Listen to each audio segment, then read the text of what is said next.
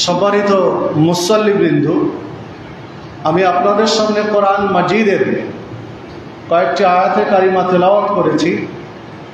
রাসূলুল্লাহ সাল্লাল্লাহু আলাইহি ওয়াসাল্লামের বাণীর মধ্য হতে কয়েকটি হাদিস পেশ করেছি। এর আলোকে আজকে আমার আলোচনার বিষয় ইকামতে দ্বীন, পথ ও পদ্ধতি।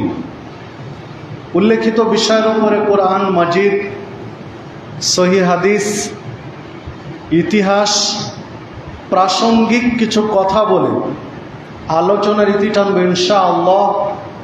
আমা তৌফিকে ইল্লা বিল্লাহ, আলাইহি তাওয়াক্কালতু ওয়া ইলাইহি উনীব। সম্মানিত দ্বীনী ভাতৃমণ্ডলী, ইকামতে দ্বীন, পথ ও পদ্ধতি অত্যন্ত গুরুত্বপূর্ণ একটি বিষয় আমাদের জন্য। অনেকে বিষয়টি না বুঝার কারণে পা পিছলিয়ে ভিন্ন আকীদা এবং মানহাজে চলে যান।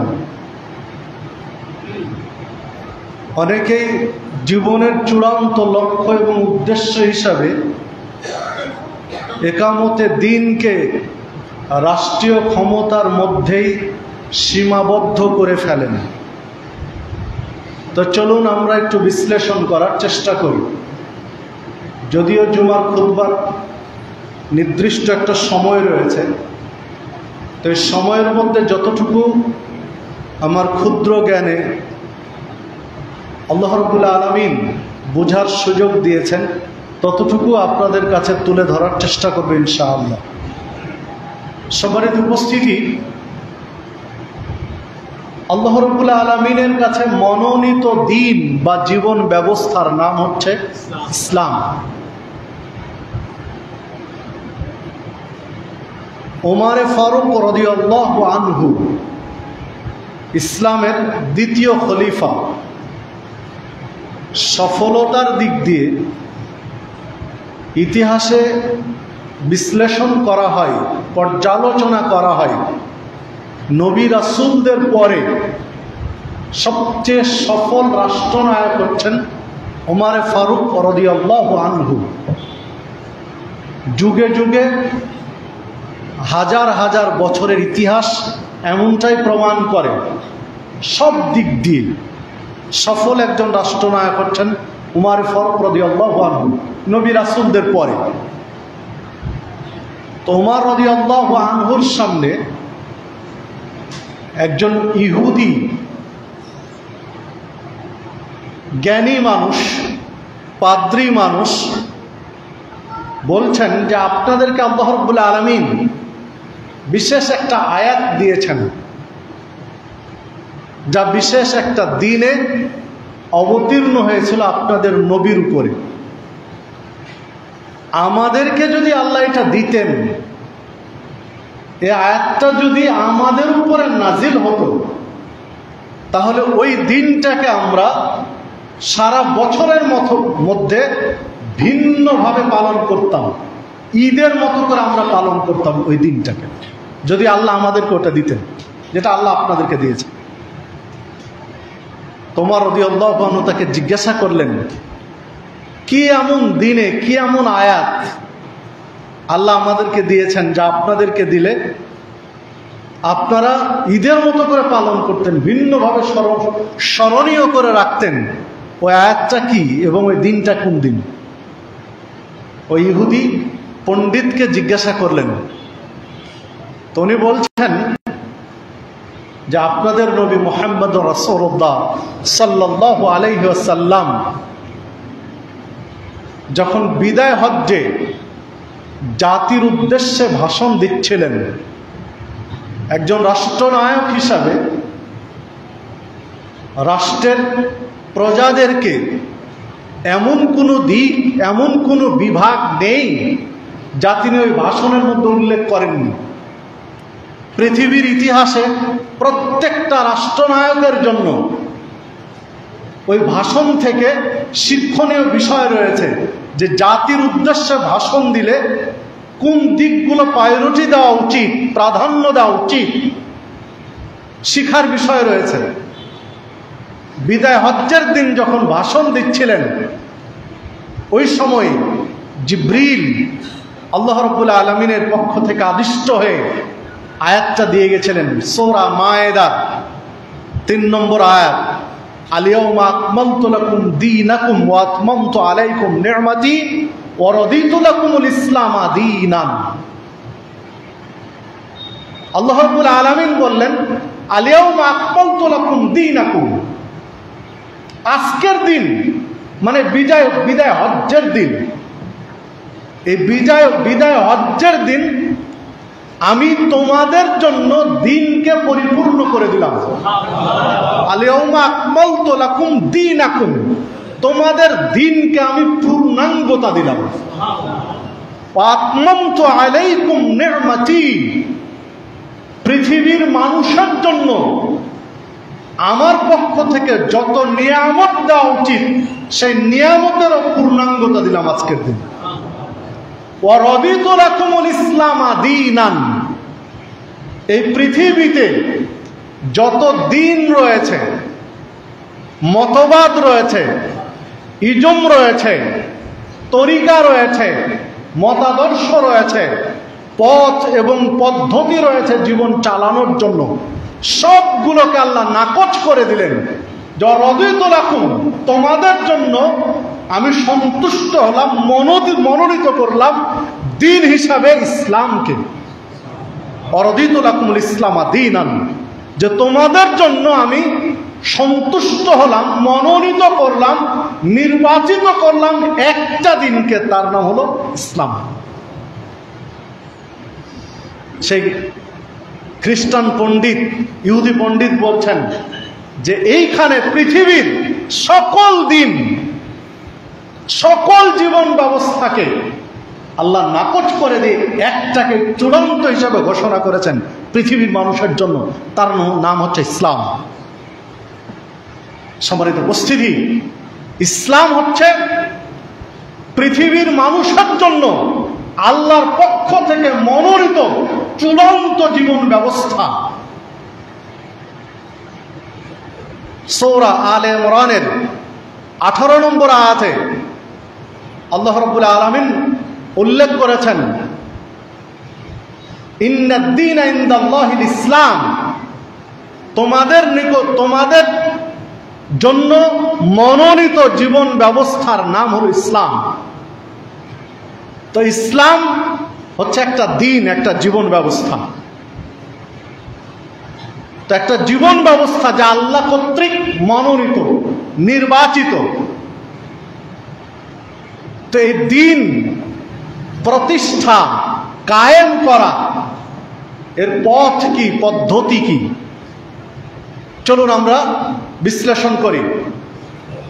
আল্লাহ রাব্বুল আলামিন সূরা আশ-শূরার মধ্যে উল্লেখ করেছেন 13 নম্বর আয়াত, শারা'a লাকুম মিনাদ-দীন, তোমাদের জন্য আল্লাহ রাব্বুল আলামিন বলছেন তোমাদের জন্য দিন নির্ধারণ করা হয়েছে, দিনকে মনোনীত করা হয়েছে।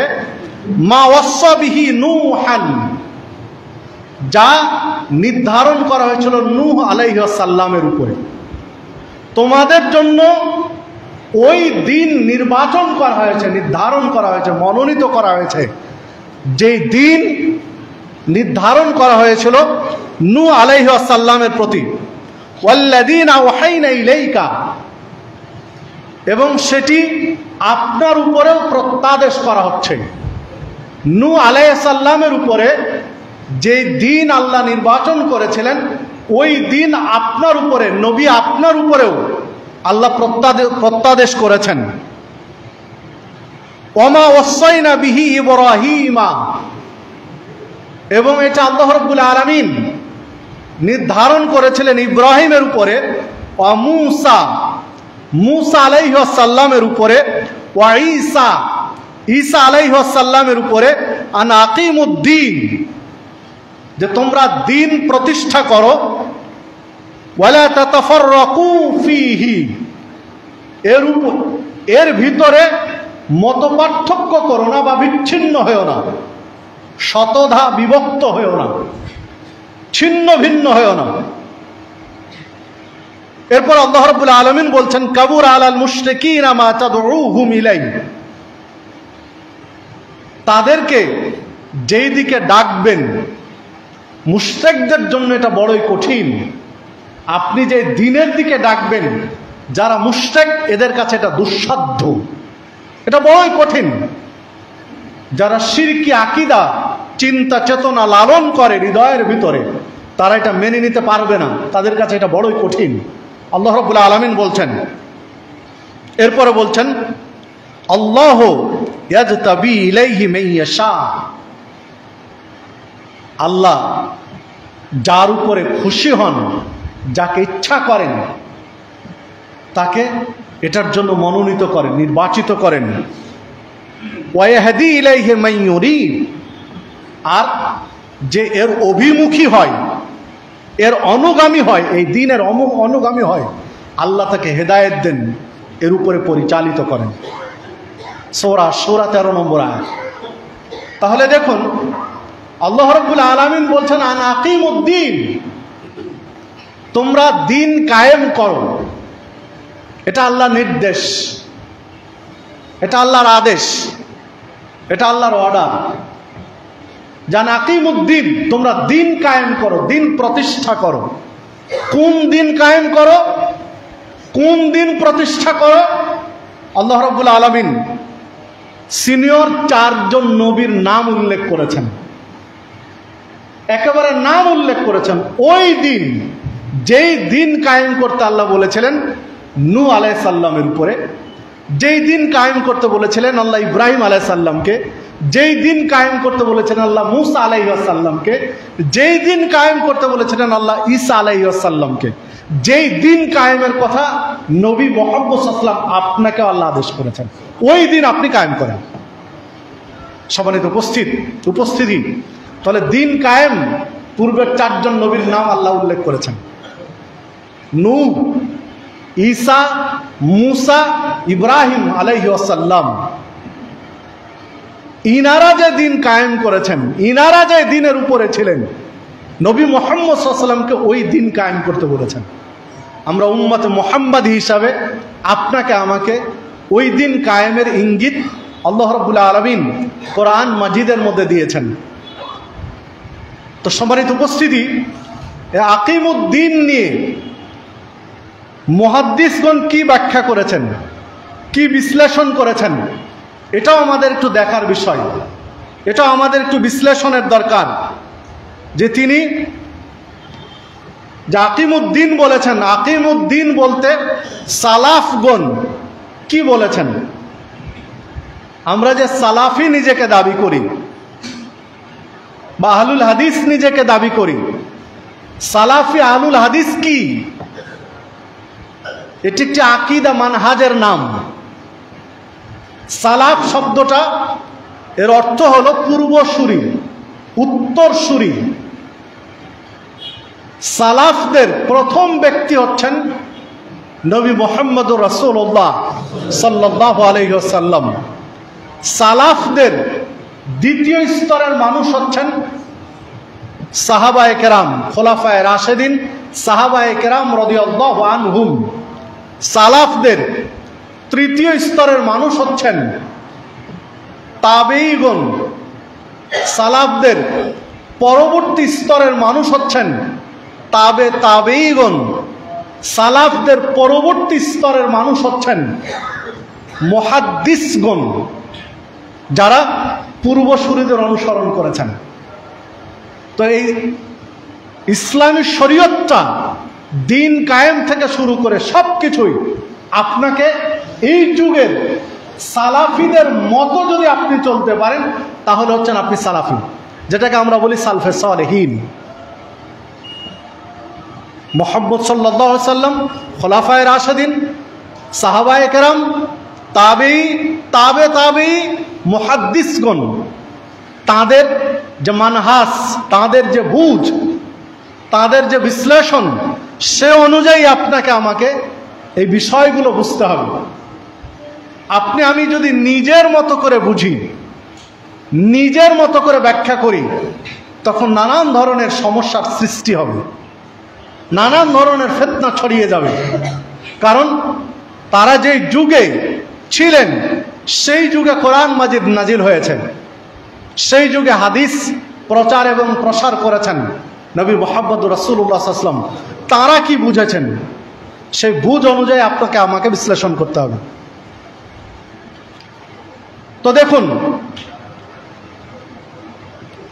আকিমুদ্দিন এর ব্যাখ্যা করতে গিয়ে রইসুল মুফাসসিরিন, যাকে মুফাসসিরদের সর্দার বলা হয়, যার জন্য নবী মুহাম্মদ রাসূলুল্লাহ সাল্লাল্লাহু আলাইহি ওয়াসাল্লাম খাস করে দোয়া করেছিলেন যে আল্লাহ রাব্বুল আলামিন যেন তাকে কোরআন মাজিদের ব্যাখ্যা করার জ্ঞান দান করেন।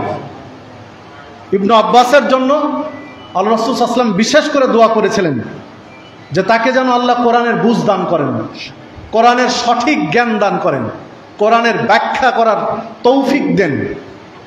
এই জন্য তাকে রইসুল মুফাসসিরিন বলা হয়, মুফাসসিরদের সর্দার বলা হয়। তো তিনি তাফসির ইবনে আব্বাসের 484 নম্বর পৃষ্ঠাতে উল্লেখ করেছেন, আন আকিমুদ্দিন হচ্ছে আনিত্তাফিকু ফিদ্দীন, তোমরা দ্বীনের ব্যাপারে ঐক্যবদ্ধ থাকো। তিনি বললেন দ্বীনের ব্যাপারে ঐক্যবদ্ধ থাকো। ঠিক আরেকজন বিশ্লেষক তিনি বিশ্লেষণ করেছেন, তাফসিরে কুরতুবীর লেখক যিনি, তার 16 নম্বর খণ্ডের 10 এবং 11 নম্বর পৃষ্ঠায় আনা আকিমুদ্দিনের বিশ্লেষণ করতে গিয়ে বলছেন, ওয়া তাওহীদুল্লাহি ওয়া তাআতুহু। আনা আকিমুদ্দিন হচ্ছে তাওহীদুল্লাহ, আল্লাহর তাওহীদ প্রতিষ্ঠা করা, ওয়া তাআতুহু এবং তার আনুগত্য করা। আল্লাহর তাওহীদ একত্ব, তাওহীদ হলো একত্ব, একত্ব, আল্লাহর একত্ব প্রতিষ্ঠা করা এবং এই একত্বের উপরে আনুগত্য করা। ওয়াল ঈমান বিরসূলিহি, রসূলের উপরে ঈমান আনা, ও কুতুবিহি, কিতাবের উপরে ঈমান আনা, ওয়া বিয়াউমিল জাযায়ে ওয়া বিসাইরি মা ইয়াকুনুর রাজুলু বিইকামাতি মুসলিমান।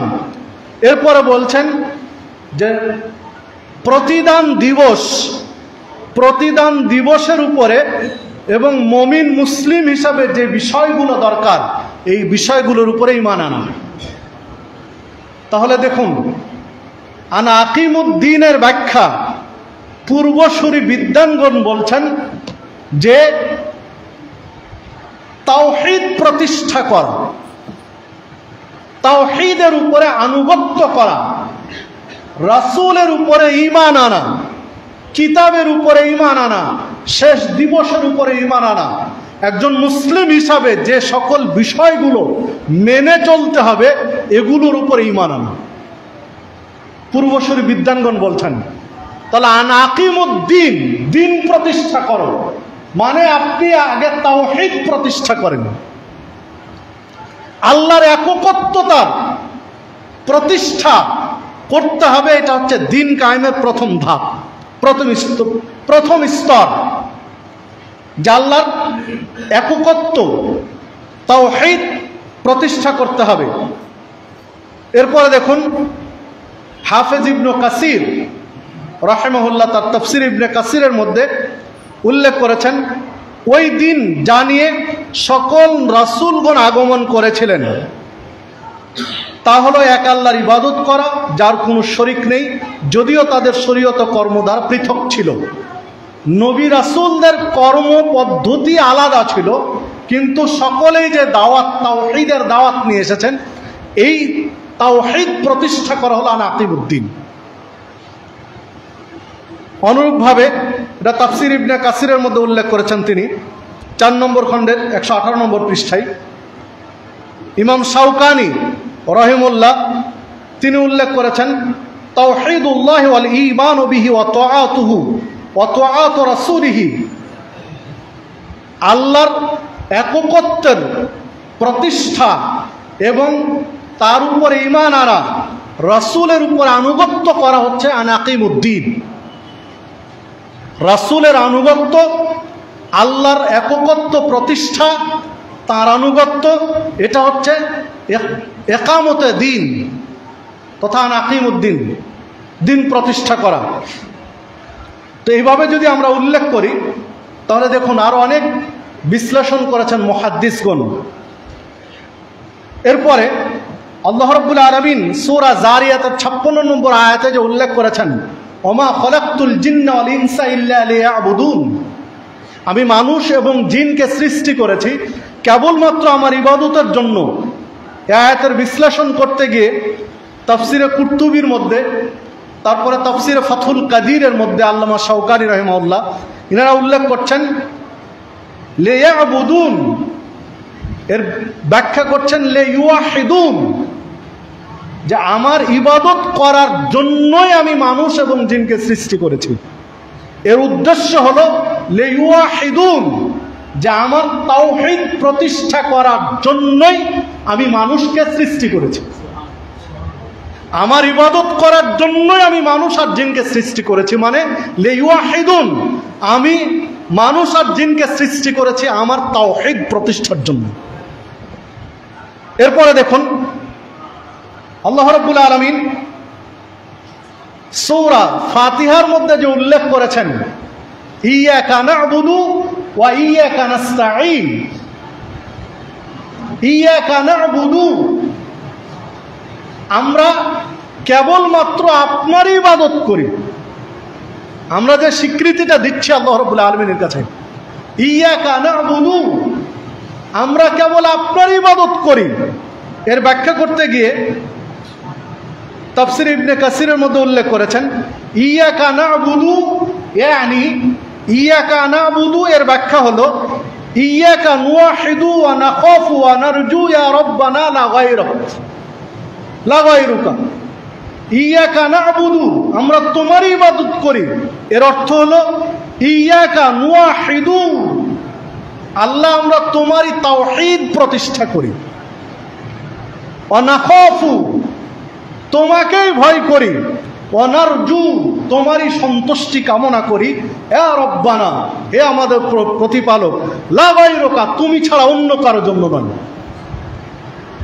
তুমি ছাড়া অন্য কাউকে ভয় করি না, তুমি ছাড়া অন্য কারো সন্তুষ্টি কামনা করি না, তুমি ছাড়া অন্য কারো ইবাদত করি না, একমাত্র তোমারই ইবাদত করি, তোমাকেই ভয় করি, তোমারই সন্তুষ্টি কামনা করি, তোমারই একত্বের প্রতিষ্ঠা করি এই জমিনের বুকে। এর অর্থ হলো ইয়াকা না'বুদু। তাফসীর ইবনে কাসিরের মধ্যে উনি আলোচনা করেছেন। সম্মানিত উপস্থিতি, তাওহীদের মধ্যে সবকিছু রয়েছে। তাওহীদ মানে একত্ব বা একত্বতা বা একত্ব, আল্লাহর একত্ব প্রতিষ্ঠা করা। ইয়াকা না'বুদু, তোমার ইবাদত করি, আমি মানুষ জিনকে সৃষ্টি করেছি লিয়াবুদুন, আমার ইবাদতের জন্য। তো এগুলোতে তাওহীদ কি রয়েছে? এই যে আমরা জুমার সালাতে এসেছি, জুমার সালাতে কেন এসেছি? আমরা খুতবা শুনছি, খুতবার পরে 2 রাকাত সালাত আদায় করব। 2 রাকাত সালাতে স্যালেন্ডার করে, বুকে হাত বেঁধে আত্মসমর্পণ করে, নিজের সবকিছু সঁপে দিয়ে সিজদায় লুটিয়ে পড়ছি, মানে প্রমাণ করে দিচ্ছি যে তুমি একমাত্র ইলাহ, আল্লাহু আকবার, তুমি সবচেয়ে বড়, তোমার কাছে মাথা নত করলাম, তোমার সমপর্যায়ে আর কেউ নেই, তুমি এক, অদ্বিতীয়, তোমারই একত্ব, সবকিছু তোমার, এই স্বীকৃতি দিচ্ছি সিজদায় লুটিয়ে পড়ে। এটা হলো দিন কায়েম। সম্মানিত উপস্থিতি, আল্লাহ রাব্বুল আলামিনকে সিজদা দেওয়ার পরে আপনার আমার মনের মধ্যে, আপনার আমার চিন্তায়, আপনার আমার বিশ্বাসে যদি শিরকি আকীদা চিন্তা চেতনা থাকে, তাহলে আপনি আমি তাওহীদ প্রতিষ্ঠা করতে পারি না। আল্লাহকে এক হিসাবে স্বীকৃতি দিতে পারিনি, যদি সামান্যতম শিরকি কোনো চিন্তা চেতনা আপনার আমার মধ্যে থাকে, তাহলে স্বীকৃতি দিতে পারিনি। আল্লাহু আকবার, আল্লাহ সবচেয়ে বড়, এই স্বীকৃতি আমি দিতে পারিনি, এই স্বীকৃতির বাস্তবায়ন করতে পারিনি, এই স্বীকৃতির অন্তর্নিহিত ভাব আপনি আমি বুঝতে পারিনি, যদি এটা আমি এই স্বীকৃতি দিয়ে থাকি। রাসূলুল্লাহ সাল্লাল্লাহু আলাইহি ওয়াসাল্লাম পাহাড়ের উপরে দাঁড়িয়ে মক্কার কুরাইশদেরকে যখন ডাক দিয়েছিলেন, বলেছিলেন কি, কুলু লা ইলাহা ইল্লাল্লাহ, তোমরা বলো লা ইলাহা ইল্লাল্লাহ তুফলিহুন, তোমরা সফল কাম হবে। আর কিছু তো বলেননি, তাদেরকে সালাত পড়তে বলেননি, তখনও তাদেরকে সিয়াম পালন করতে বলেননি, তখন পর্যন্ত তাদেরকে যাকাত দিতে বলেননি, তখন পর্যন্ত তাদেরকে দান সাদকার নসিহত করতে বলেননি, কিছুই বলেননি, শুধু একটাই দাওয়াত দিয়েছিলেন ইসলামের একেবারে প্রথম যুগে, কুলু, তোমরা বলো লা ইলাহা ইল্লাল্লাহ, আল্লাহ ব্যতীত হক কোনো মাবুদ নেই, এই স্বীকৃতি দাও। মানে তার তাওহীদ, তার এককত্ব, লা ইলাহা ইল্লাল্লাহ, আল্লাহ ব্যতীত সত্য কোনো মাবুদ নেই, মানে তিনি এক, তার ওয়াহদানিয়াত, তার এককত্বের স্বীকৃতি দাও। এই আহ্বান যখন জানালেন, মক্কার কাফের মুশরিক নেতারা বলেছিল, ওয়াই হাকিয়া মুহাম্মদ সাল্লাল্লাহু আলাইহি ওয়াসাল্লাম, হে মুহাম্মদ, ধ্বংস হোক তোমার ধ্বংস হোক, তুমি এই জন্য আমাদেরকে এখানে আহ্বান জানিয়েছ। এক দাওয়াতেই চেঞ্জ হয়েছে। তারা ঠিকই বুঝেছিল, কাফের মুশরিকরা ঠিকই বুঝতে পেরেছিল যে লা ইলাহা ইল্লাল্লাহ বলতে কি বুঝিয়েছেন আপনি। আমি লা ইলাহা ইল্লাল্লাহর মর্ম বুঝি না, মুখে লা ইলাহা ইল্লাল্লাহ বলি, মসজিদে এসে সিজদায় লুটিয়েও পড়ি আল্লাহু আকবার বলে, পরক্ষণে আবার শিরকের শিখণ্ডীগুলোতে, শিরকের আখড়াগুলোতে, শিরকের কেন্দ্রগুলোতে, শিরকের ইন্ডাস্ট্রিগুলোতে আপনি আমি ঠিকই আছি, সেখানেও রয়েছে। তাহলে লা ইলাহা ইল্লাল্লাহ তারা বুঝেছিল, আপনি আমি বুঝিনি। আল্লাহু আকবার এর প্রতিধ্বনি তারা বুঝেছিল, আপনি আমি বুঝিনি। যার কারণে সব জায়গায় তো রয়েছে, প্রত্যেকটা মাজারের সাথে মসজিদ রয়েছে, ইল্লা মাশাআল্লাহ, প্রত্যেকটা মাজারের সাথে মসজিদ রয়েছে।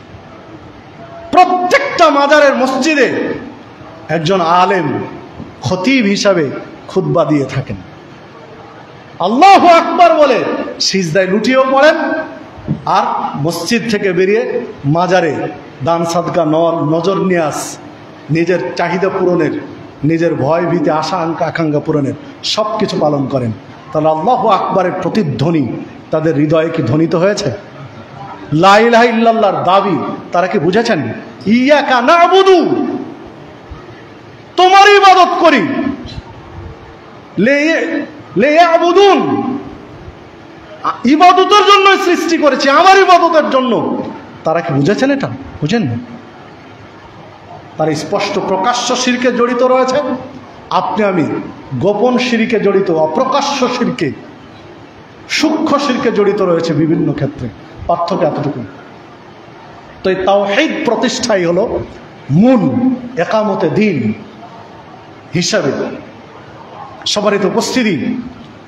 তো দেখুন, তো একামতে দিন, দিন কায়েম, এর প্রথম ধারা আমরা রাসূলের যুগ থেকে যদি নেই, নবী মুহাম্মদ সাল্লাল্লাহু আলাইহি ওয়াসাল্লাম, এখানে বলে রাখি সূরা আশ-শুরা এর 13 নম্বর আয়াতে আল্লাহ 4 জন নবীর নাম উল্লেখ করেছেন, নূহ, মূসা, ঈসা, ইব্রাহিম আলাইহিমুস সালাম। আর নবী মুহাম্মদ সাল্লাল্লাহু আলাইহি ওয়াসাল্লামের নাম উল্লেখ করেননি, ইঙ্গিত দিয়েছেন যে আপনাকে ওই দিন প্রতিষ্ঠারই নির্দেশ দেওয়া হয়েছে, তাকে উজ্জ্ব রেখেছেন। তাহলে মোট 5 জন নবী, 4 জনের নাম স্পষ্ট, একজন অস্পষ্ট। যিনি অস্পষ্ট তিনি হচ্ছেন মুহাম্মদুর রাসূলুল্লাহ সাল্লাল্লাহু আলাইহি ওয়াসাল্লাম। আর যে 4 জন নবীর নাম স্পষ্ট উল্লেখ করেছেন, এই 4 জনের একজনকে আল্লাহ রাষ্ট্রীয় ক্ষমতা দেননি। রাষ্ট্রীয় যে সিংহাসন, রাষ্ট্রনায়ক, 4 জনের একজনও ছিলেন না। ইতিহাস খুঁজেন, ইব্রাহিম আলাইহিস সালাম রাষ্ট্রনায়ক ছিলেন না, মূসা আলাইহিস সালাম রাষ্ট্রনায়ক ছিলেন না, ঈসা আলাইহিস সালাম রাষ্ট্রনায়ক ছিলেন না, নূহ আলাইহিস সালাম রাষ্ট্রনায়ক ছিলেন না। চারজনের নাম বলেছেন এই আয়াতে, আনাকিমুদ্দিন, দিন কায়েম করো। এই দিন কায়েমের আয়াতের যে চারজনের নবীর নাম নিয়েছেন, একজন রাষ্ট্রনায়ক ছিলেন না। যার নাম উজ্জ্ব রেখেছেন মুহাম্মদুর রাসূলুল্লাহ সাল্লাম, তিনি জীবনের দুইটা ধারা, তার মক্কি জীবন, মদিনা জীবন। মক্কি জীবনে ছিলেন না, তবে মদিনা জীবনে এসে উনি রাষ্ট্রনায়ক হয়েছিলেন, আলহামদুলিল্লাহ। তো মদিনা জীবনে রাষ্ট্রনায়ক হলেন। যদি সময়ের সাথে কুলায় এ মর্মে শেষে আর দু একটি কথা বলবো ইনশাআল্লাহ। তো আমার যে বিষয়ে বলতে চাচ্ছিলাম, চলুন। তো মদিনা জীবনে, মক্কি জীবনে তিনি রাষ্ট্রনায়ক ছিলেন না। মক্কি জীবনে কি করেছেন? শুধু মানুষ তৈরি করেছেন। তার বয়স মোট 63 বছর। নবী মুহাম্মদ সাল্লাল্লাহু আলাইহি ওয়াসাল্লাম এই পৃথিবীতে বেঁচেছিলেন 63 বছর। 63 বছরের মধ্যে 13 বছর ছিলেন মক্কায়, আর 10 বছর ছিলেন মদিনায়। তো মক্কার 13 বছর ব্যাপী তিনি স্রেফ মানুষ তৈরি করেছিলেন, সাহাবী তৈরি করেছিলেন, তাওহীদ প্রতিষ্ঠার দায়িত্ব পালন করেছিলেন, স্রেফ মানুষ তৈরি করেছিলেন। শেষের 10 বছর গিয়ে রাষ্ট্রনায়ক হলেন। তো রাষ্ট্রনায়ক হওয়ার যে প্রেক্ষাপট, রাষ্ট্রনায়ক হওয়ার যে প্রেক্ষাপট, এই প্রেক্ষাপটটা তো দিন কায়েমের একটা ধাপ।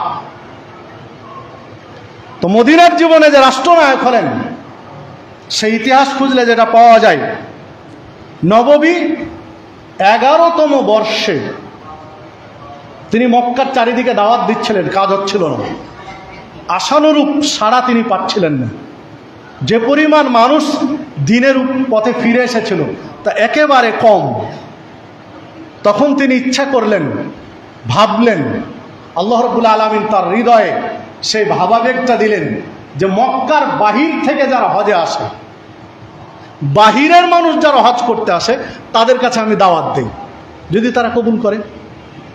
হজ্জের মৌসুমে, নববী 11তম বর্ষে হজ্জের মৌসুমে তিনি একটু চেপে বসবেন, যে ফাঁকা জায়গাগুলো আছে, ফাঁকা জায়গাগুলো পূরণ করে নেন, পিছনের কাতার ফাঁকা থাকো, সবাই নড়বেন। কিছু ভাই মনে করেন না যে না, যেখানে বসে আছে এটাই আমার, যে না একটু সামনে এসে বসবেন, পিছনে ফাঁকা থাকুক, সামনে না। যারা পরে আসছে তাদেরকে বসার সুযোগ করে দিবেন, কারণ সামনে যথেষ্ট ফাঁকা আছে। এবং এটাও মসজিদে যারা আগে আসবেন তাদের যে শিষ্টাচার বলা আছে, এই শিষ্টাচারের খেলাফ। যারা আগে আসবেন তারা সামনে পূরণ করে বসবেন, পিছনেরা পিছনে বসবেন। কারণ পিছনে যে আসবে, পরে যে আসবে, তিনি ঘাট ডিঙিয়ে ডিঙিয়ে সামনে যাবে।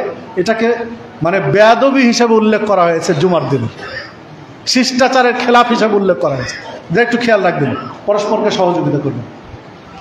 জাযাকাল্লাহ খাইর। তো যে কথা বলছিলাম, নববী 11তম বর্ষে গিয়ে নবী মুহাম্মদ সাল্লাল্লাহু আলাইহি ওয়াসাল্লাম হজ্জের মৌসুমে তিনি বিভিন্ন তাঁবুতে তাঁবুতে গিয়ে পূজা শুরু করলেন, যে বাহির থেকে কারা এসেছে, বাহির থেকে কারা হজ করতে এসেছে, যারা মক্কার মানুষ, মক্কার বাহির থেকে এসেছে। রাতের আধারে, রাতের অন্ধকারে, চাঁদনি রাতে তিনি বের হয়েছেন। দিনে বের হওয়ার সুযোগ নেই, কারণ পরিবেশ অত্যন্ত জটিল। মক্কার কাফের মুশরিকরা যদি বুঝতে পারে তাহলে ক্ষতি করে দিবে। তো রাতের আধারে বেরিয়ে বিভিন্ন তাঁবুতে তাঁবুতে খুঁজছেন। তো তাঁবুতে তাঁবুতে খুঁজতে গিয়ে এক তাঁবুতে কেউ বলছেন 6 জন, কেউ বলছেন 7 জন, 6 কিংবা 7 জন যুবককে এক তাঁবুর ভিতরে পেলেন। খোঁজ নিলেন, তারা ইয়াসরিব থেকে এসেছেন, মদিনা থেকে এসেছেন। মদিনার পূর্ব নাম হলো ইয়াসরিব। তো মদিনা থেকে এসেছেন 6 জনই যুবক, হজে এসেছেন।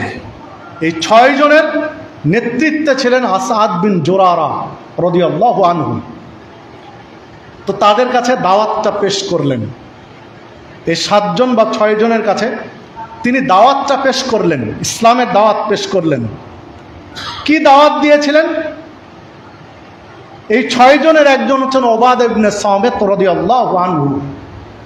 উবাদা ইবনে সামিত ওই সাহাবী, যে সাহাবীর বর্ণিত হাদিস সহিহ বুখারীতে, লা সালাতা লিমান লাম ইয়াকরা বিফাতিহাতিল কিতাব, ওই ব্যক্তির সালাত শুদ্ধ নয় যে ব্যক্তি সালাতে সূরা ফাতিহা পাঠ করে না, যে সূরা ফাতিহা সালাতের মধ্যে পাঠ করবে না, তার সালাত কমপ্লিট নয়, পূর্ণাঙ্গ নয়, শুদ্ধ নয়। এই হাদিসের রাবি হলেন উবাদা ইবনে সামিত, ওই তাঁবুর ভিতরে যিনি ইসলাম গ্রহণ করেছিলেন, প্রথম শ্রেণীর সাহাবী। মদিনায় ইসলাম প্রতিষ্ঠার প্রেক্ষাপটে যাদের ভূমিকা ছিল সবচেয়ে বেশি, তো উনি হাদিসটি বর্ণনা করেছেন। সহিহ বুখারীতে হাদিসটি রয়েছে। আল্লাহ রাসূল সাল্লাল্লাহু আলাইহি সাল্লামের কাছে এই 6 জনের সাথে যে আলোচনা হলো ইসলামের উপরে, তিনি বলছেন যে আমরা রাসূলের কাছে বায়াত নিয়েছিলাম, রাসূলের হাতে হাত রেখে ইসলাম গ্রহণ করেছিলাম যে শর্তগুলোর উপরে। এই শর্তগুলো ছিল আল্লাহ তুশরিকু বিল্লাহি শাইয়ান। আল্লাহ রাসূল সাল্লাল্লাহু আলাইহি ওয়াসাল্লাম শর্ত দিলেন যে তোমরা আল্লাহর সাথে কাউকে শরিক করবে না। দেখেন তাওহীদের বাণী কিনা, দিন কায়েম কিভাবে করছেন দেখেন, দিন কায়েম, দিন প্রতিষ্ঠা, আনাকিমুদ্দিন এর সূচনা কিভাবে উনি করলেন। প্রথম দাওয়াত দিলেন শিরক মুক্ত জীবন যাপনের, ওয়ালা তাসরিকু, এরপরে বললেন তোমরা চুরি করবে না। প্রথমে তাওহীদের দাওয়াত দিলেন, শিরক মুক্ত জীবনের দাওয়াত দিলেন, দ্বিতীয় জায়গায় দিলেন তোমরা চুরি করবে না। চুরি বিষয়টা কোন জায়গায়, এটা তো আমাদের দেশকে ভাবলে যথেষ্ট। কেউ গায়ে নিজে মেখে নিয়েন না, নিরপেক্ষ দৃষ্টিতে বিশ্লেষণ করেন যে বাংলাদেশের অবস্থা এখন কোথায়, কোথায় গিয়ে দাঁড়িয়েছে। একজন পিয়ন 400 কোটি টাকার মালিক, কি এমন আলাদিনের চারাক পেয়ে গেলেন উনি, পিয়ন হিসাবে জয়েন করে 400 কোটি টাকার মালিক। একজন আয়া ঝাড়ুদার হিসাবে এক মহিলা অফিসে যোগ দিয়ে কয়েক বছরের ব্যবধানে 250 কোটি টাকার মালিক, কি আলাদিনের চেরাগ পেয়ে গেলেন। মানে কোটি টাকা না, 100 কোটি টাকার মালিক, যারা চতুর্থ শ্রেণী বা তার চেয়েও নিম্ন মানের কর্মচারী তারা। আর যারা একটু ঊর্ধ্বতন, প্রথম শ্রেণী দ্বিতীয় শ্রেণী, তারা 100 কোটি না 1000 কোটি টাকার মালিক। একজনের 100 কোটির হিসাব নেই।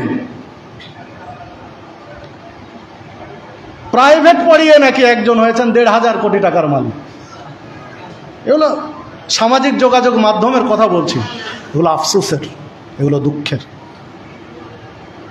সম্মানিত উপস্থিতি, যদি কোনো ব্যক্তির একজনের ব্যাংকে লোন থাকে 36,000 কোটি টাকা, তাহলে দেশে আর থাকে কি? যদি একজনের ব্যাংকে লোন থাকে 90,000 কোটি টাকা, তাহলে আর দেশে থাকে কি? যে খেসারতগুলো পোহাতে হচ্ছে।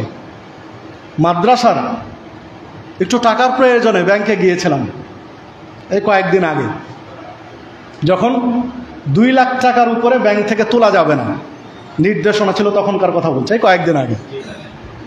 আমার সামনে একজন ভাই দাঁড়িয়ে বলছেন, 3টা ব্যাংকের নাম বললেন, যে প্রথমে ওই ব্যাংকে গিয়েছি, উনি 2 লাখ সামথিং টাকা উত্তোলনের জন্য গিয়েছেন, উনি এক প্রতিষ্ঠান চালান, তো ওই ব্যাংকে নেই, আর এক ব্যাংকে পাঠিয়েছেন, ওই শাখাতে নেই, উনি তৃতীয় এই শাখাতে এসেছেন।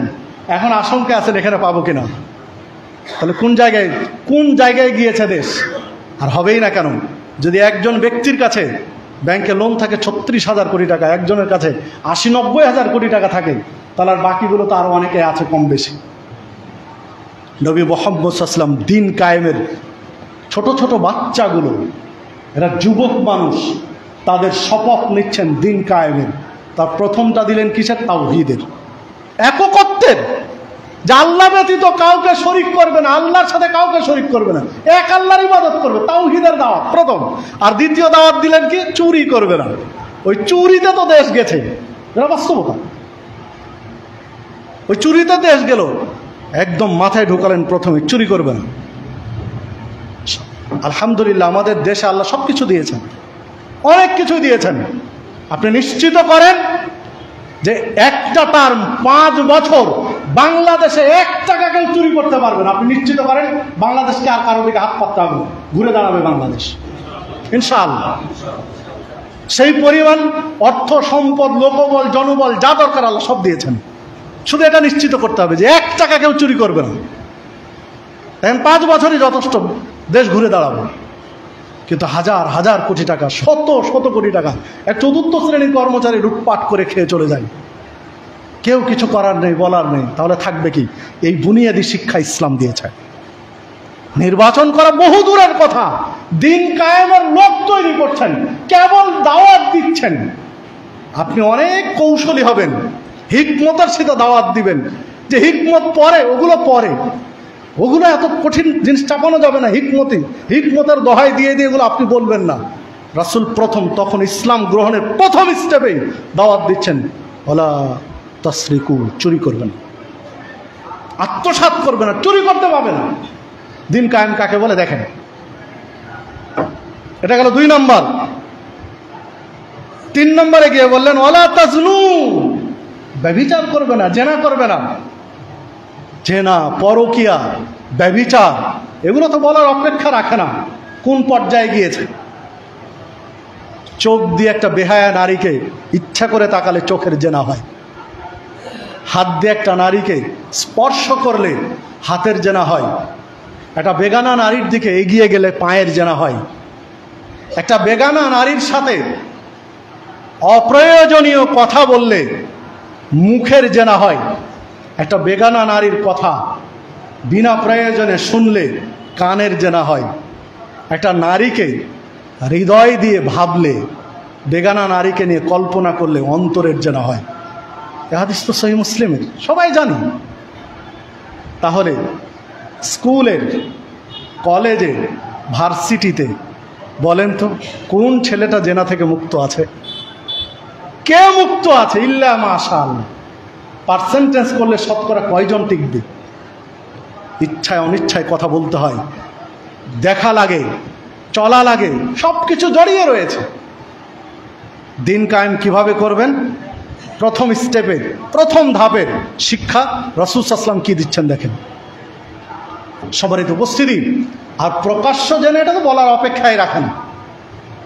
জেনার শেষ পার্ট, চূড়ান্ত পর্ব, এটা তো বলার অপেক্ষায় রাখে না, এটাই তো ছড়াছড়ি। প্রথম ধাপগুলো তো বাদই দিলাম, তো তাদেরকে শর্ত দিলেন খবরদার ব্যভিচার করবে না। ওয়ালা তাকতুলু আওলাদাকুম, চতুর্থ কন্ডিশন দিলেন যে তোমরা সন্তানকে হত্যা করবে না। ওয়ালা তাতু বুহতানিন, তোমরা নারীদেরকে অপবাদ দিবে না, তোমরা নারীদেরকে অপবাদ দিবে না। ওয়ালা তাসাউ ফি মারুফিন, এবং কল্যাণকর কাজে পৃষ্ঠ প্রদর্শন করবে না। এরপরে বললেন যেখানেই থাকো আল্লাহকে ভয় করবে। এই 6টি বিষয়ের উপরে বায়াত নিয়েছিলেন। সহিহ বুখারী 18 নম্বর হাদিস। এটা ছিল দিন কায়েমের প্রথম ধাপ। এই 6 জন বা 7 জনকে পাঠিয়ে দিলেন মদিনায়। কেউ বলছেন 6 জন, কেউ বলছেন 7 জন। যারা বলছেন 6 জন তারা বলছেন যে এর সাথে রাসূলুল্লাহ সাল্লাল্লাহু আলাইহি ওয়াসাল্লাম, অবশ্য পরবর্তী বছরে এনারা 6 জন যখন চলে গেলেন, 6 জন গিয়ে মদিনাতে দাওয়াত দিলেন। এটা 11তম বর্ষে নববী 12তম বর্ষে এই 6 জনের 5 জন আর নতুন 7 জন, 12 জনকে নিয়ে আসলেন। এই 12 জনের ভিতরে ইসলামের দাওয়াত দিলেন, বায়াত নিলেন। এই 12 জন চাইলেন যে আমরা তো ইসলাম বুঝি কম, নব মুসলিম, তো মদিনার একজন মানুষ, মক্কার একজন মানুষ দেন যিনি ইসলাম ভালো বুঝেন, তাকে নিয়ে আমরা দাওয়াত দেব। তো এই 12 জনের সাথে আরেকজন যুবক দায়ী দিলেন, তিনি হচ্ছেন মুসআব বিন উমাইর রাদিয়াল্লাহু আনহু। তো মুসআব বিন উমাইর আর 12 জন, এই 13 জন গেলেন। এই 13 জন গিয়ে ইসলামের দাওয়াত দিলেন। নববী 13তম বর্ষে এসে এই 13 জনের দাওয়াতের ফল দাঁড়ালো যে 13তম বর্ষে 75 জন মানুষ হজ্জে এসে একসাথে ইসলাম গ্রহণ করল। 73 জন পুরুষ আর 2 জন নারী, এই 75 জন মানুষ একসাথে ইসলাম গ্রহণ করলো। নবী মুহাম্মদ সাল্লাল্লাহু আলাইহি ওয়াসাল্লামের এই নবুয়াতি 13 বছরের ভিতরে সবচেয়ে বড় আনন্দের এবং সফলতার সময় ছিল এইটা, যে একসাথে 75 জন মানুষ ইসলাম গ্রহণ করেছে। যেহেতু পূর্বে এই রেকর্ড ছিল না। এই 13 জন মানুষ, 75 জন মানুষ, এনারা সবাই মদিনায় ফিরে গেলেন। মদিনায় ফিরে গিয়ে এই 75 জনের সাথে এই ৭৫ জন ব্যক্তি বা দ্বিতীয় ধাপে ১২ জন ব্যক্তি ইনাদের কাছে যে দাওয়াত দিয়েছিলেন দিন কায়েমের, সেই দাওয়াতে ছিল কি? ইনারা বলছেন, জাবের রাদিয়াল্লাহু আনহু বলছেন যে আমরা রাসূলের কাছে বায়াত গ্রহণ করেছিলাম আলাস সামি ওয়াত তাআতি ফিন নাশাতি ওয়াল কাসলি, যে আমরা দুঃখ কষ্টে সুখ স্বচ্ছন্দে আপনার কথা শুনব এবং মেনে চলব। এরপরে ওয়া আলাল আমরি বিল মারুফ ওয়ান নাহি আনিল মুনকার, আমরা কল্যাণের দিকে মানুষকে আহ্বান জানাবো এবং খারাপ থেকে আমরা মানুষকে বেঁচে থাকার জন্য উদ্বুদ্ধ করব। এরপরে ছিল যে আমরা সর্ব অবস্থায় আল্লাহকে ভয় করব, কোনো নিন্দুকের নিন্দাকে পরোয়া করব না। এরপরে ছিল আল্লাহ রাসূল সাল্লাল্লাহু আলাইহি ওয়াসাল্লাম বলেছিলেন, আমি যদি তোমাদের মাঝে যাই তাহলে তোমরা নিজেদের জান মাল স্ত্রী পরিজনকে যেভাবে তোমরা নিরাপত্তা দাও আমি নবীকে সেইভাবে নিরাপত্তা দিবে। যখন যে হাদিস সহিহ বুখারীতে বর্ণিত হয়েছে, সহিহ বুখারীর সহিহ ইবনে হিব্বানের ৭০১২ নম্বর হাদিস, সহিহ মুসলিমে কিছু শাব্দিক পরিবর্তন রয়েছে, ৪৮৭৪ নম্বর হাদিস। তো এই আহ্বান যখন দিলেন তখন ইনাদের মধ্যে উবাদা ইবনে সামিত বলেছিলেন, ফামালানা ইদা ফাআলনা যালিক, আপনি যে শর্তগুলো দিলেন এই শর্তগুলো মেনে নিয়ে আমরা যদি ইসলামের বায়াত করি তাহলে আপনি আমাদেরকে কি দিবেন, বিনিময়ে আমরা কি পাবো? ফামালানা ইদা ফাআলনা যালিক, এটা যদি আমরা মেনে নেই তাহলে আপনি আমাদেরকে কি দিবেন, আমরা এই বিনিময়ে কি পাবো? তখন আল্লাহ রাসূল সাল্লাল্লাহু আলাইহি ওয়াসাল্লাম এক শব্দ উত্তর দিয়েছিলেন, আল জান্নাহ। তোমরা যদি মেনে নাও তাহলে আমি তোমাদেরকে আল্লাহর কাছ থেকে জান্নাত নিয়ে দিব। যখন আল্লাহ রাসূল সাল্লাল্লাহু আলাইহি ওয়াসাল্লাম এ কথা বললেন যে বিনিময়ে তোমরা জান্নাত পাবে, তখন ওনারা বলেছিলেন, রিবহুল বাইয়্যা লা নাকিল ওয়া লা নাস্তাকিল, আপনার সাথে যে চুক্তি হলো এই চুক্তি আমরা কোনোদিন ভাঙব না, কোনোদিন ভাঙার আবেদনও করব না। ঝড় ঝাপটা বিপদ মুসিবত যা আসুক না কেন আমরা ভাঙব না, আর ভাঙার কোনোদিন আবেদন করতে হবে, বিনিময়ে আপনি জান্নাত নিয়ে দেবেন। যখন এই চুক্তি সম্পাদিত হলো তখন জাবের রাদিয়াল্লাহু আনহু বলছেন যে আল্লাহর পক্ষ থেকে জিবরিল উপস্থিত হলেন। জিবরিল এসে একটা আয়াত দিয়ে গেলেন রাসূল সাল্লাল্লাহু আলাইহি ওয়াসাল্লামকে, সূরা তাওবার ১১০ নম্বর আয়াত, ইন্নাল্লাহা আশতারা মিনাল মুমিনিনা আনফুসাহুম আমওয়ালাহুম বিআন্না লাহুমুল জান্নাহ, আল্লাহ মুমিনদের জান এবং মাল কিনে নিয়েছেন জান্নাতের বিনিময়ে। সাথে সাথে আয়াত নাজিল হয়ে গেল। তো যদি নিজেকে মুমিন দাবি করেন তাহলে আপনি আমি বিক্রি হয়ে আছি আল্লাহর কাছে, আপনার আমার জান মাল বিক্রি করে দিয়েছি জান্নাতের বিনিময়ে। তাহলে আপনার আমার প্রত্যেকটা মুহূর্ত সির্ফ ইসলামের জন্য, তাওহীদের জন্য ব্যয় হবে, তাগুতের জন্য ব্যয় হবে না, অনইসলামিক কোন আদর্শ প্রচার প্রতিষ্ঠার জন্য ব্যয় হবে না, শিরিক বেদাত মিশ্রিত কোনো দাওয়াতের জন্য ব্যয় হবে না, সির্ফ আল্লাহর তাওহীদ প্রতিষ্ঠার জন্যই, হক প্রতিষ্ঠার জন্যই, তাওহীদের দিন কায়েমের জন্যই প্রত্যেকটা মুহূর্ত আপনার আমার ব্যয় হবে, যেহেতু আপনি আমি বিক্রি হয়ে আছি জান্নাতের বিনিময়ে। সবারই উপস্থিতি। তো দেখুন রাসূলুল্লাহ সাল্লাল্লাহু আলাইহি ওয়াসাল্লাম তৎক্ষণাৎ তাদেরকে আয়াতটা শুনিয়ে দিলেন, সূরা তাওবার ১১১ নম্বর ১০ নম্বর আয়াত তাদেরকে শুনিয়ে দিলেন যা নাজিল হয়েছিল। ওয়ালাকাদ, এরপরে দেখুন রাসূলুল্লাহ সাল্লাল্লাহু আলাইহি ওয়াসাল্লাম দিন কায়েমের বাস্তব কিছু পদ্ধতি রাসূলুল্লাহ সাল্লাল্লাহু আলাইহি ওয়াসাল্লাম বলছেন, ওয়ালাকাদ বাসনা ফি কুল্লি উম্মাতির রাসূলা আন ইবুদুল্লাহ ওয়াজতানিবুত তাগুত। আল্লাহ রাব্বুল আলামিন বলেছেন যে আমি প্রত্যেক উম্মতের কাছে রসুল প্রেরণ করেছি, কেন? আমার ইবাদত করার জন্য এবং তাগুতকে অস্বীকার করার জন্য।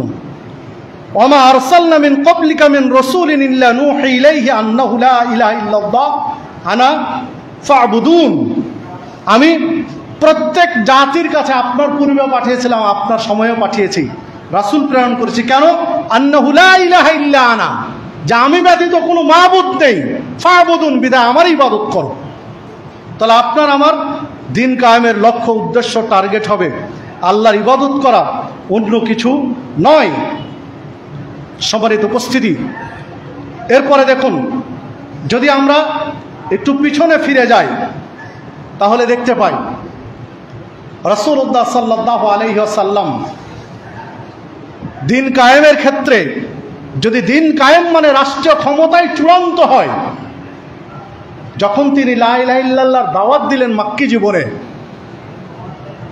মানুষ ইসলাম গ্রহণ করা শুরু হলো, তখন মক্কার কাফের মুশরিকরা মক্কায় বৈঠক বসলো। তাদের বৈঠকের সিদ্ধান্ত অনুযায়ী আবুল ওয়ালিদ, মুশরিকদের একজন নেতা আবুল ওয়ালিদ, নবী মুহাম্মদ সাল্লাল্লাহু আলাইহি ওয়াসাল্লামের কাছে আসলো। এসে প্রস্তাব দিল যে ভাতিজা, তুমি কি চাও?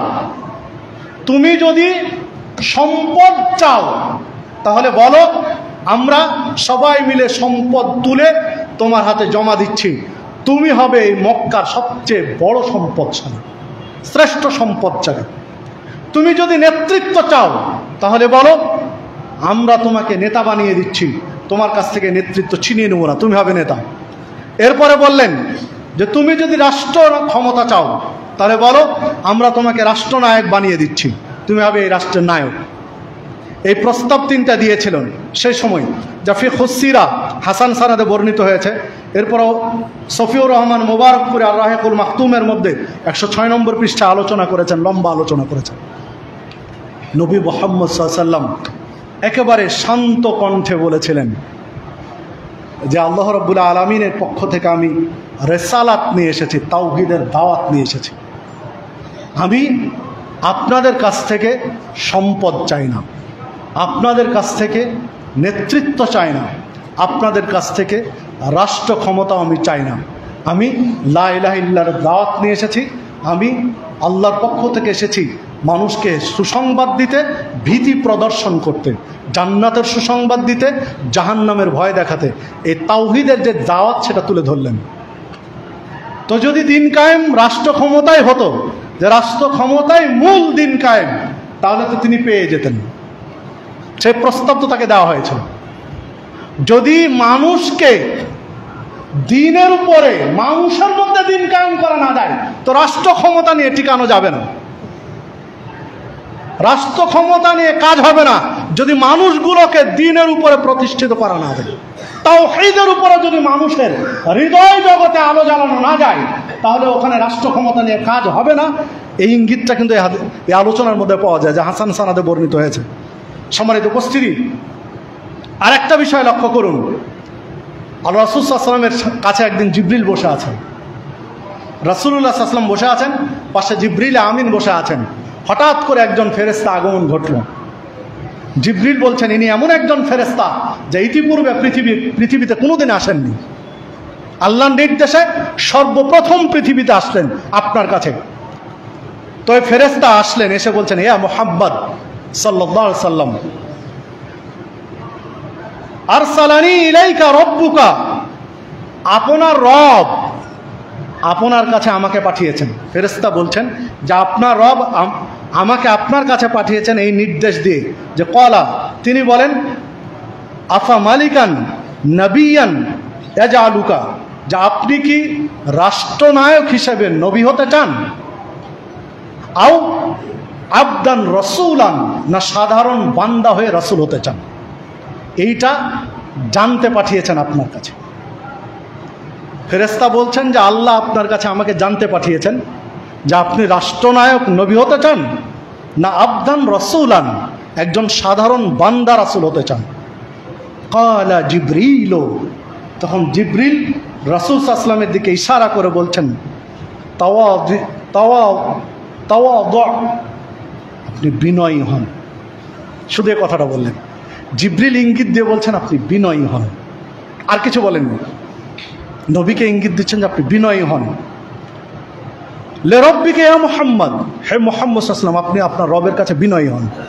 ক্বালা, তখন আল্লাহ রাসূল সাল্লাল্লাহু আলাইহি ওয়াসাল্লাম বলছেন, বাল আবদান রাসূলান, আমি একজন সাধারণ বান্দা রাসূল হতে চাই, রাষ্ট্রনায়ক রাসূল আমি হতে চাই না। আল্লাহ খুশি হয়ে গেলেন। যে হাদিস পাবেন মুসনাদ আহমদের মধ্যে সহি সানাদে বর্ণিত হয়েছে, যা সিলসিলা সহিয়ার মধ্যে শেখ নাসিরুদ্দিন আলবানী নিয়ে এসেছেন, 1002 নম্বর হাদিস। সম্মানিত উপস্থিতি, তাহলে দেখুন, যদি রাষ্ট্রনায়ক রাসূল হতে চাইতেন তাহলে তো সুযোগ তখনই পেয়েছিলেন। রাষ্ট্র ক্ষমতায় যদি মূল দিন কায়েম হয় তাহলে তো সুযোগ তখনই পেয়েছিলেন, তিনি নেননি। সাধারণ মানুষ হয়ে রাসূল হয়েছিলেন, মানে আগে মানুষকে, মানুষের অন্তরে, ব্যক্তি জীবনে, পারিবারিক জীবনে দিন কায়েম আগে, তারপরে রাষ্ট্র দিন কায়েম। এটা শেষ স্তর। এই জন্যই দেখেন যে নবী রাসূলদের 4 জনের নাম বলেছেন দিন কায়েম আর আকিমুদ্দিন ওয়াতে। এই 4 জন রাষ্ট্রনায়ক হতে পারেননি, তাই বলে কি তারা দিন কায়েম করেননি? তারা তাদের দেহে, তাদের পরিবারে দিন কায়েম করেছেন। আকিমুদ্দিন, রাষ্ট্র ক্ষমতা হচ্ছে চূড়ান্ত একটা স্তর, দিন কায়েমের চূড়ান্ত একটা স্তর। আল্লাহ যাকে চাইবেন সেই জায়গায় নিয়ে যাবেন, যাকে চাইবেন না সেই জায়গায় নিয়ে যাবেন না। সময় পার হয়ে গেছে, আর কয়েক মিনিট আমি শেষ করে দিচ্ছি, যদিও কথা অনেক ছিল, সেদিকে আর যাচ্ছি না। দেখুন, আল্লাহ রাসূল সাল্লাল্লাহু আলাইহি সাল্লাম রাষ্ট্র ক্ষমতা অর্জনের উসুল বা কিছু নীতিমালা, খলিফা হিসাবে যারা রাষ্ট্র পেয়েছেন তারা কিভাবে পেয়েছেন, এই কয়েকটা থিম আপনাদের কাছে তুলে ধরে আমি শেষ করছি। আল্লাহ রাসূল সাল্লাল্লাহু আলাইহি ওয়াসাল্লাম পৃথিবী থেকে বিদায় নিলেন, পরবর্তী খলিফা কে হবে তা নির্ধারণ করেননি, তবে কিছু ইঙ্গিত দিয়েছিলেন, কিছু ইশারা ছিল। যেমন, পূর্ণাঙ্গ বিশ্লেষণের সুযোগ নেই, শুধু এতটুকু বলে যাই, আল্লাহ রাসূল সাল্লাল্লাহু আলাইহি ওয়াসাল্লামের কাছে কয়েকজন মহিলা এসেছিলেন কিছু বিষয় জানার জন্য, যে হাদিস সহিহ বুখারীতে রয়েছে। আল্লাহ রাসূল সাল্লাল্লাহু আলাইহি ওয়াসাল্লামকে বললেন যে এরপর ওনারা অনেক দূর থেকে এসেছিলেন, মেয়েগুলো দিন শিখতে এসেছিলেন, তো বলেছিলেন যদি এরপরে আমরা আসি আর আপনাকে যদি না পাই তাহলে আমরা কার কাছে যাব দিন শিখতে? তো আল্লাহ রাসূল সাল্লাল্লাহু আলাইহি ওয়াসাল্লাম বলেছিলেন আমাকে যদি না পাও তাহলে আবু বকরের কাছে যাবে। সহিহ বুখারীর হাদিস। তাহলে বোঝা যায় রাসূল সাল্লাল্লাহু আলাইহি ওয়াসাল্লামের পরে রাষ্ট্র চালানোর মতো মানে ব্যক্তিত্ব হচ্ছেন আবু বকর, এই ইঙ্গিতে হাদিসের মধ্যে রয়েছে। আল্লাহ রাসূল সাল্লাল্লাহু আলাইহি ওয়াসাল্লাম তার জীবদ্দশায় তিনি মসজিদে নববীতে সালাতে ইমামতি করেছেন। যে কয়েক অক্ত অসুস্থতার কারণে ইমামতি করতে পারেননি, সেই কয়েক অক্ত আবু বকর করিয়েছিলেন, তাকে দায়িত্ব দিয়েছিলেন। উমারও নয়, উসমানও নয়, আলীও নয় রাদিয়াল্লাহু আনহুম, তারা কেউ নয়, আবু বকরকে দিয়ে ইমামতি করিয়েছিলেন। মানে এখানেও একটা ইঙ্গিত ছিল যে আমার পরে রাষ্ট্র পরিচালনার মতো ব্যক্তিত্ব হলেন আবু বকর সিদ্দিক রাদিয়াল্লাহু আনহু। দেখুন, রাসূলুল্লাহ সাল্লাল্লাহু আলাইহি সাল্লামের বিদায় হজ্জের সময় জীবনের চূড়ান্ত মুহূর্ত, জীবন মরণের সন্ধিক্ষণে সাথী হিসাবে যাকে বেছে নিয়েছিলেন তিনি ছিলেন আবু বকর। মুরব্বী মানুষ, বয়স্ক মানুষ। আবু বকর তাগড়া জোয়ান মানুষ ছিলেন তখন, আলী রাদিয়াল্লাহু আনহু একেবারে জোয়ান মানুষ, যুবক মানুষ, প্রতিরোধ করার মতো মানুষ। আলী রাদিয়াল্লাহু আনহুকে সাথে নেননি, নিয়েছিলেন ওই বয়স্ক মানুষটিকেই, আবু বকর সিদ্দিককে। যেখানেও ইঙ্গিত ছিল যে আমার পরে হাল ধরার মতো ব্যক্তি ছিল আবু বকর রাদিয়াল্লাহু আনহু। সবারই উপস্থিতি, যখন উহুদের উপরে তিনি দাঁড়িয়েছিলেন, উহুদ পাহাড়ে, উহুদ পাহাড় থরথর থরথর করে কাঁপছিল, তখন তিনি বলেছিলেন উহুদ থামো, তুমি জানো তোমার পিঠের উপরে কারা রয়েছে? এখানে রয়েছে একজন নবী, একজন সিদ্দিক, 2 জন শহীদ। তো নবী তো মুহাম্মদ সাল্লাল্লাহু আলাইহি ওয়াসাল্লাম, তারপরে যার নামটা নিয়েছিলেন তিনি হলেন সিদ্দিক, আবু বকর সিদ্দিক। এরপরে 2 জন শহীদ, 2 জন শহীদ উমর এবং উসমান রাদিয়াল্লাহু আনহু। সম্মানিত উপস্থিতি, তাহলে সেখানেও আবু বকরকে তাদের উপরে প্রাধান্য দিয়েছিলেন। নানান দিকে ইঙ্গিত ছিল। যাই হোক, সব মিলিয়ে রাসূলুল্লাহ সাল্লাল্লাহু আলাইহি ওয়াসাল্লাম ইন্তিকালের পরে প্রায় 2.5 দিন মতো সময় লেগেছিল খলিফা নির্বাচন করতে।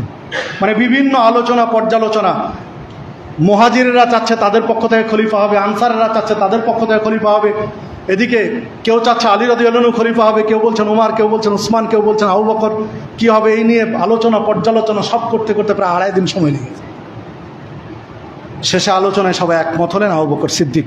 উমর প্রথম আবু বকরের হাতে হাত রেখে বায়াত নিলেন, খেলাফতের বায়াত, পরে সবাই নিয়ে নিলেন। তারপরে রাসূল সাল্লাল্লাহু আলাইহি ওয়াসাল্লামকে দাফন করা হয়েছে। ইসলামী রাষ্ট্রের নীতি আদর্শ হলো পরবর্তী খলিফা নির্বাচন না হওয়া পর্যন্ত রাষ্ট্রনায়ক যিনি তার দাফন হবে না। মানে একটা সেকেন্ডও নেতৃত্ব শূন্য বিশ্ব থাকবে না, যার ফল আমরা কয়েকদিন আগে দেখেছি। যে কয়েকদিন সময় লেগেছিল প্রধান উপদেষ্টা নির্বাচন করতে, সে কয়েকদিনে কি খেসারত পোহাতে হয়েছে সেটা আপনাদের আমাদের চোখের সামনে। এটা হলো ইসলামী শিক্ষা। একটা সেকেন্ডও নেতৃত্ব শূন্য হবে না। মানে প্রথম কাজ হবে সবাই মিলে পরবর্তী রাষ্ট্রনায়ক কে হবে। কোনো কারণে যদি রাষ্ট্রনায়ক না থাকে সর্বপ্রথম কাজ এটাই, নাহলে বিশৃঙ্খলা হবে যেগুলো হয়েছে। এটা ইসলামের শিক্ষা। দিন কায়েমটা কি হবে? আবু বকর রাদিয়াল্লাহু আনহু যখন মৃত্যু শয্যায় শায়িত, তখন তিনি একেবারে শীর্ষস্থানীয় যারা শুরা সদস্য ছিলেন তাদের মধ্য থেকে বাছাই করা কয়েকজনের সাথে পরামর্শ করেছিলেন। পরামর্শ করে পরবর্তী খলিফা ওমর রাদিয়াল্লাহু আনহু তিনি লিখে দিলেন পরবর্তী খলিফা কে হবে। তাহলে বোঝা গেল আগের যিনি রাষ্ট্রনায়ক তিনি কিছু আকার ইঙ্গিত দিয়ে যেতে পারেন পরবর্তী রাষ্ট্রনায়ক কে হবে। দ্বিতীয় স্তর হলো রাষ্ট্রনায়ক সরাসরি ব্যক্তি বিশেষের সাথে পরামর্শ করে পরবর্তী রাষ্ট্রনায়ক নির্বাচন করে দিয়ে যেতে পারেন। তৃতীয় স্তর হলো ওমর রাদিয়াল্লাহু আনহু যখন খলিফা, তিনি যখন মৃত্যু শয্যায় শায়িত, তাকে ছুরিতে আঘাত করা হয়েছে, তার রক্ত একেবারে শরীর থেকে শেষ হয়ে যাচ্ছে জীবনের শেষ মুহূর্তে, তখন তিনি 6 জনের একটা কি বলবো এটা নির্বাচন কমিশন বলতে পারেন, 6 জনের একটা নির্বাচন কমিশন গঠন করেছিলেন, একটা প্যানেল গঠন করেছিলেন, 6 জনের নাম দিয়েছিলেন যে 6 জনের প্রত্যেকেই খলিফা হওয়ার যোগ্য। বললেন যে 6 জনের মধ্য থেকে পরামর্শ করে তোমরা খলিফা নির্বাচন করবে। যদি 6 জনে একমত হতে না পারো, দেখা যায় 3 জন একদিকে 3 জন আরেকজনকে বলছে, সমস্যার সমাধান হচ্ছে না, তাহলে 7ম জন হিসাবে আমার ছেলে ইবনে উমারকে, আব্দুল্লাহকে নিবে পরামর্শের জন্য। তবে খবরদার আব্দুল্লাহকে খলিফা বানাবে না। দেখেন খলিফা কি মানের ব্যক্তি খলিফা হবে। খেলাফতকে আঁকড়িয়ে ধরার জন্য জীবন মরণ সন্ধিক্ষণ মরণপণ নিয়ে মানুষ হত্যা করে লাশের উপর দিয়ে টিকিয়ে রাখবেন? জি না। খলিফা কি মানের হবে দেখেন, বলে দিচ্ছেন যে তোমরা 6 জনের মধ্যে একজন খলিফা হবে পরামর্শ করে। যদি একমত হতে না পারো তাহলে আমার ছেলে আব্দুল্লাহকে সাথে নিও পরামর্শের জন্য, কারণ অনেক বুদ্ধি রাখে, চিকন বুদ্ধি রাখে, তবে তাকে খলিফা বানাবেন। নিজের ছেলের বিষয়ে আগে সিগন্যাল দিলেন যে খলিফা তাকে বানাবেন। তো এই মানের ব্যক্তিরা হবে খলিফা। 6 জনের প্রত্যেকেই খলিফা হওয়ার যোগ্য। এবার ইনাদের 6 জনের মধ্য থেকে আলোচনা পর্যালোচনা করে উসমান রাদিয়াল্লাহু আনহুকে খলিফা নির্বাচন করলেন। উসমান রাদিয়াল্লাহু আনহুকে শহীদ করা হলো। এরপরে মানুষের মধ্য থেকে গুরুত্বপূর্ণ ব্যক্তিরা বসে আলী রাদিয়াল্লাহু আনহুকে নির্বাচন করেছিলেন। এ হলো সিস্টেম। তাহলে খলিফা নির্বাচন আম পাবলিকের নয়। একটা রিক্সা চালক, একটা ভ্যান চালক, একটা দিনমজুর, একটা মূর্খ মানুষ, একটা সাধারণ মানুষ, রাষ্ট্র চালানোর মতো কে যোগ্য এইটা তিনি নির্বাচন করার ক্ষমতা তার নেই, এটা তার দায়িত্ব না। এটাই হলো সমস্যা বর্তমান গণতান্ত্রিক পদ্ধতি আর ইসলামের খলিফা নির্বাচনের পদ্ধতির মধ্যে। একটা রিক্সা চালক, ভ্যান মজুর, দিন মজুর, সাধারণ মানুষ, উম্মি মানুষ, উনি রাষ্ট্র চালানোর জন্য কে পারফেক্ট ব্যক্তি উনি কি বুঝেন, উনি কি বুঝবেন? এটা আমি ওনাকে খাটো করার জন্য নয়, বাস্তবতার নিরিখে বলছি। সম্মানিত উপস্থিতি, দেখুন এই সিলেকশন পদ্ধতি হলো ইসলামের, আর ইলেকশন পদ্ধতি হলো মানুষের মগজ প্রসূত। ইলেকশন নয়, সিলেকশন পদ্ধতিতে যান। ইলেকশনে যে টাকা পয়সা ছড়াছড়ি, হাজার হাজার কোটি টাকা, মানে এখানে লুটপাট হয়, তসরুফ হয়, সিলেকশন পদ্ধতি যান, এটা কমে যাবে, হবে না। এবং যত বিশৃঙ্খলা কমে যাবে। সম্মানিত উপস্থিতি, আসুন আমরা ইসলামের রূপরেখার কাছে ফিরে আসি। ইসলামের গুরুত্বপূর্ণ ব্যক্তি, এই যে প্রধান উপদেষ্টা কে হবেন, একেবারে আম পাবলিক কি নির্বাচন করেছেন, গুরুত্বপূর্ণ কিছু ব্যক্তিরা বসে নির্বাচন করেছেন। দেখেন একটা গণতান্ত্রিক পদ্ধতিতে নির্বাচন করতে গিয়ে যে পরিমাণ ক্ষয়ক্ষতি হতো, যে পরিমাণ রক্ত ঝরত, যে পরিমাণ মিছিল মিটিং, জ্বালাও পোড়াও, অর্থ ইত্যাদি, তার কতটুকু হয়েছে? এই সিস্টেমগুলো কিছুটা মিল আছে। তো চলুন আমরা এই বিষয়গুলোর প্রতি খেয়াল রাখি। দিন কায়েম বলতে রাষ্ট্রীয় ক্ষমতার উপরে হুমড়ি খেয়ে পড়া নয়। আগে ব্যক্তির দিন কায়েম, তারপরে পরিবারের, তারপরে সমাজের, চূড়ান্ত পর্যায়ে গিয়ে রাষ্ট্র।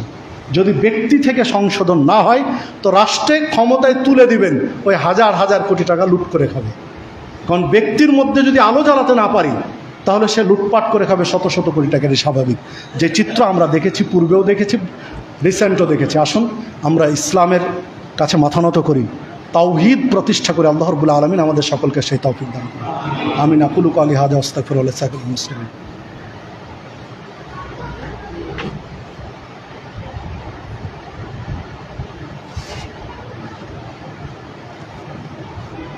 সম্মানিত দিনী ভাতৃমণ্ডলী, গাজীপুরায় একটি আহলে হাদিস তথা সালাফি মসজিদ প্রতিষ্ঠা হতে যাচ্ছে। সেখানে আপনারা আত-তাওহীদ জামে মসজিদ ও মাদ্রাসা কমপ্লেক্স গাজীপুরায় হচ্ছে। তো আগামী 16 তারিখে এই জমিটা রেজিস্ট্রি দরকার, যেখানে ব্যাপক 15 তারিখে রেজিস্ট্রি হবে। তো ব্যাপক টাকা পয়সা দরকার। তো দেখুন সবাই মিলে যদি এগিয়ে আসে এটা সহজ। তো আগামী জুমাতে, আজকে যারা ভাই রয়েছেন সেখানকার দায়িত্বশীল, আজকে যারা দিতে চান দিবেন। আগামী জুমাতে 13 তারিখ জুমা আর 15 তারিখ রেজিস্ট্রি, আগামী জুমাতে প্রস্তুতি নিয়ে আসবেন। সবাই সহযোগিতা করবেন। জান্নাতে এক টুকরো ঘর দরকার। জান্নাতে এক টুকরো ঘর দিতে হলে মসজিদ নির্মাণ করলে এটা সহজ হয়। তো সবাই অংশগ্রহণ করবেন যতটুকু পারেন। একজন খেটে খাওয়া মানুষ, দিন মজুরও চেষ্টা করবেন 10 টাকা দিয়ে হলেও অংশগ্রহণ করার। আল্লাহ রাব্বুল আলামিন সকলকে সেই তৌফিক দান করুন। নাহমাদুহু ওয়া নুসাল্লি আলা রাসূলিহিল কারীম। আউযু বিল্লাহি মিনাশ শাইতানির রাজীম।